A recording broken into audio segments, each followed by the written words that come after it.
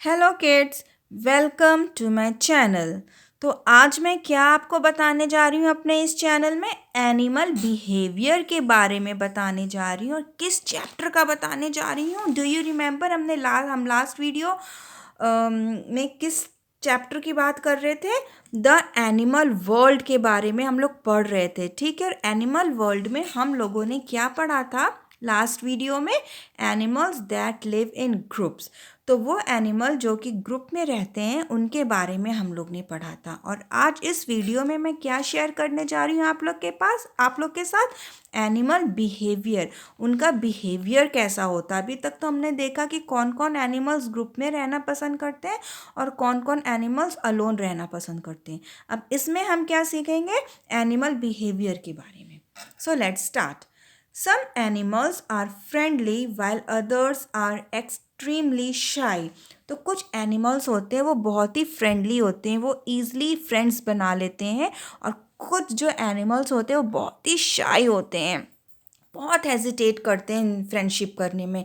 Just like arts, जैसे हम लोग हैं। हम लोग भी कुछ लोग होते हैं जो कि बहुत ही आसानी से लोगों में मिक्सअप हो जाते हैं, अपने फ्रेंड्स बना लेते हैं। लेकिन कुछ लोग बहुत ही शाई नेचर के होते हैं, वो जल्दी किसी से बात नहीं करना पसंद करते हैं, बहुत हेजिटेट करते हैं दूसरों से बात करने में। सेम एनिमल्स के भी साथ होता है।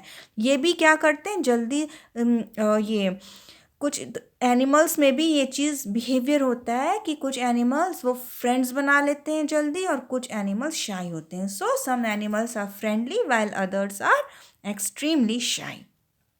Tortoise and hedgehogs are shy animals. तो शाई एनिमल्स कौन कौन से होते हैं? हमारे टॉर्टॉइस होते हैं एज वेल एज hedgehogs।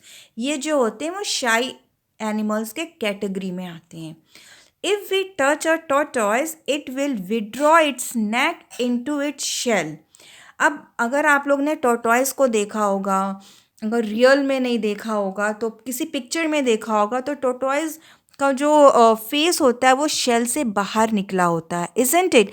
और जैसे ही कोई आता है सामने या उसको कोई नॉइज़ सुनाई देती है, टॉर्टॉइस क्या करता है, अपना जो हेड होता है वो शेल के अंदर फट से कर लेता है। ठीक है। और उसी तरह से एक और एनिमल है hedgehog. If we touch a hedgehog, it will curl up into a spine ball. और जैसे आप hedgehog को टच करेंगे या उसके पास जाएंगे, hedgehog को कोई आहट सी महसूस होगी, तो वो क्या होता है, खुद को कर्ल कर लेता है, राउंड बना लेता है। इसमें थोड़े स्पाइंस होते हैं, तो ये राउंड हो जाता है बॉल की तरह, और फिर ऐसे लंबे लंबे स्पाइंस खड़े हो जाते हैं। ठीक है।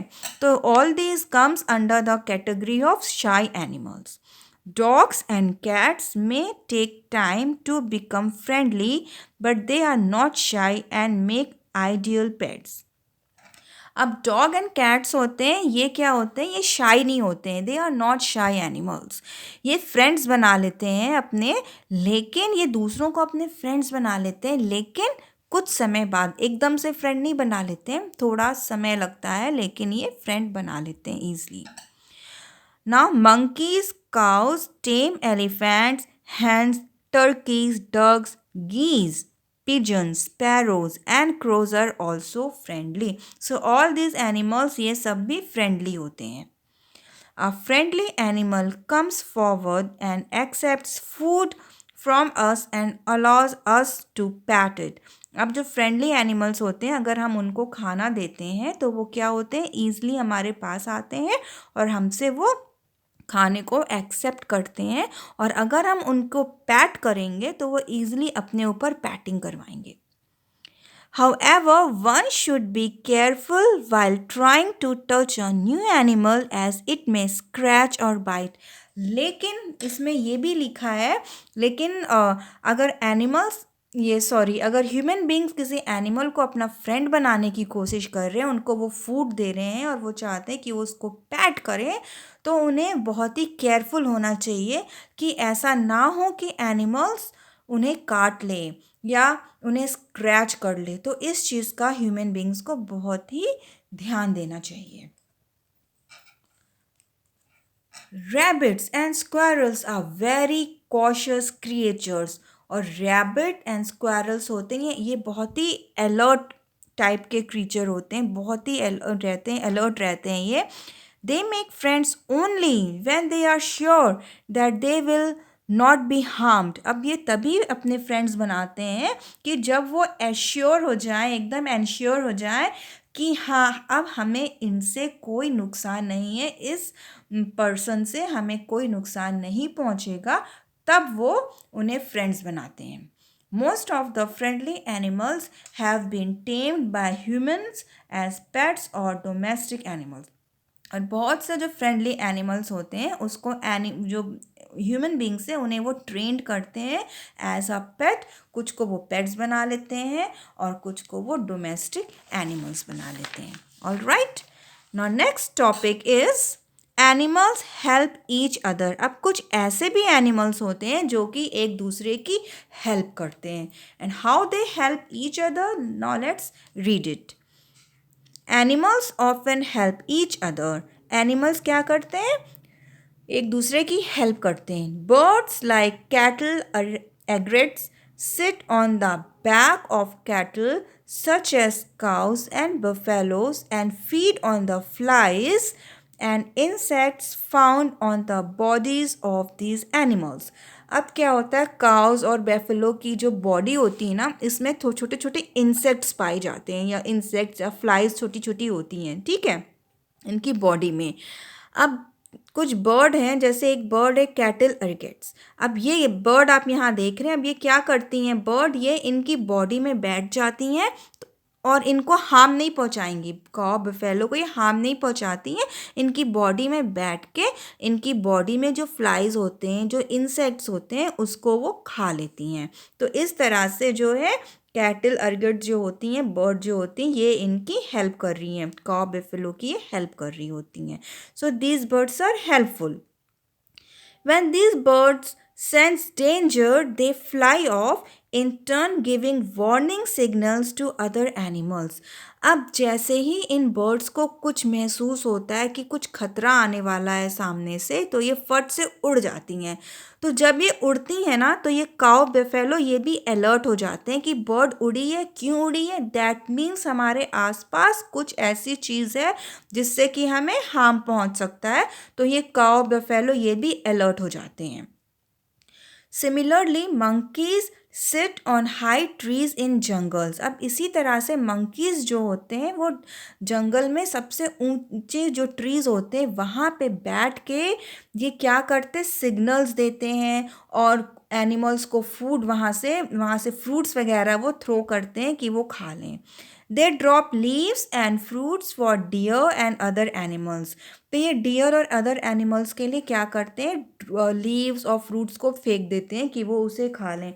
साथ ही साथ ये क्या करते हैं, they warn the animals with loud calls if they sense any danger. और साथ ही साथ क्योंकि मंकी एकदम टॉप में बैठा हुआ है, ट्री के टॉप में, तो उसको वहाँ से सब दिखता रहता है.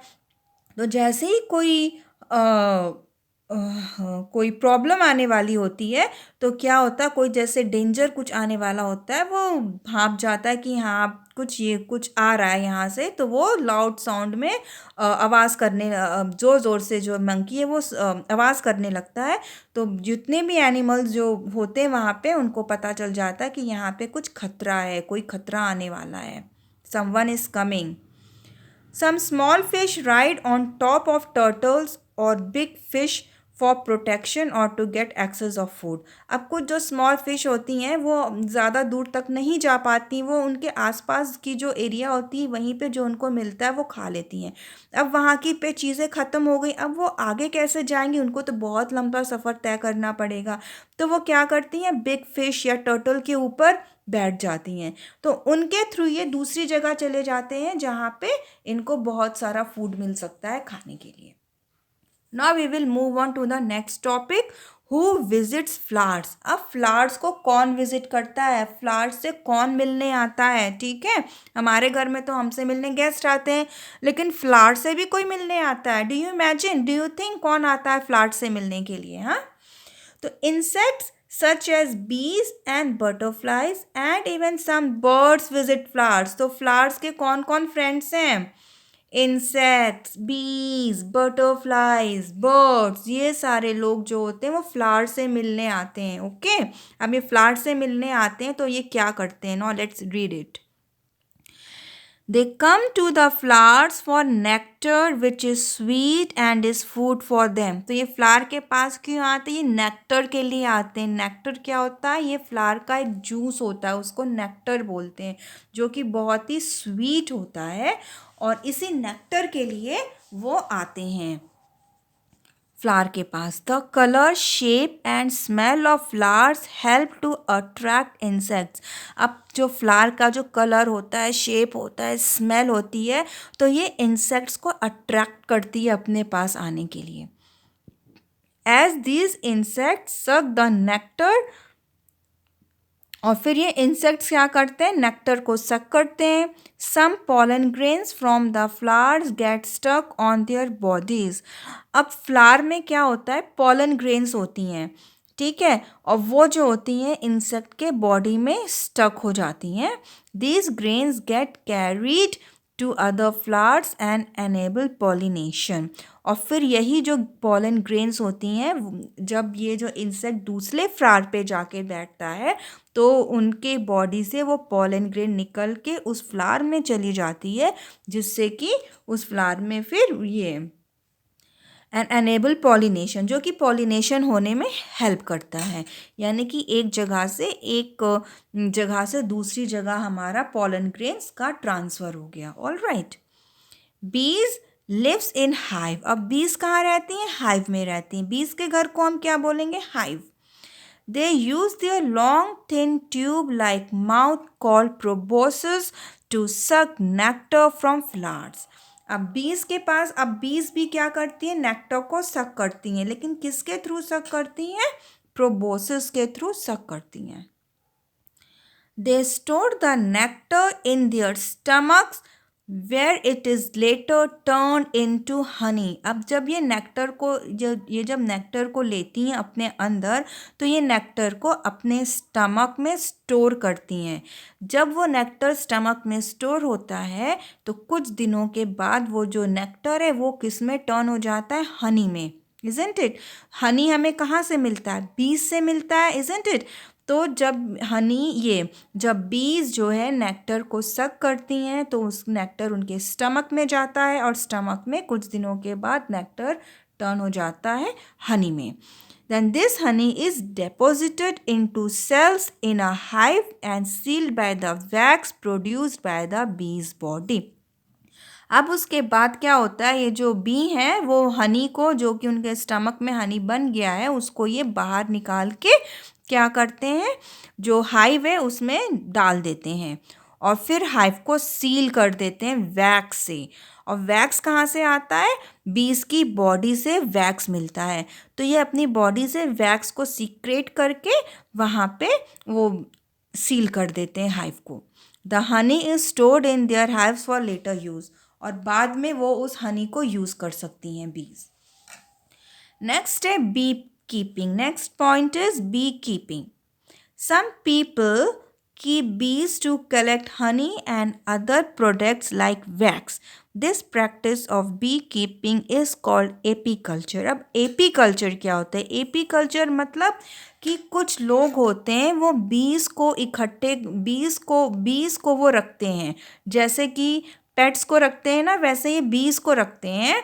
और क्यों रखते हैं? ताकि उनसे वो हनी निकाल सकें और वैक्स निकाल सकें. तो इस प्रैक्टिस को हम क्या बोलते हैं? The keeping of bees to collect honey and other products. इस प्रैक्टिस को जो हम बोलते हैं वो एपीकल्चर बोलते हैं. ठीक है, इस बी कीपिंग प्रैक्टिस को हम बोलेंगे apiculture. A number of artificial bee hives are constructed in wooden boxes at a place close to flowers where bees are kept. This is called an apiary. अब apiary क्या होता है?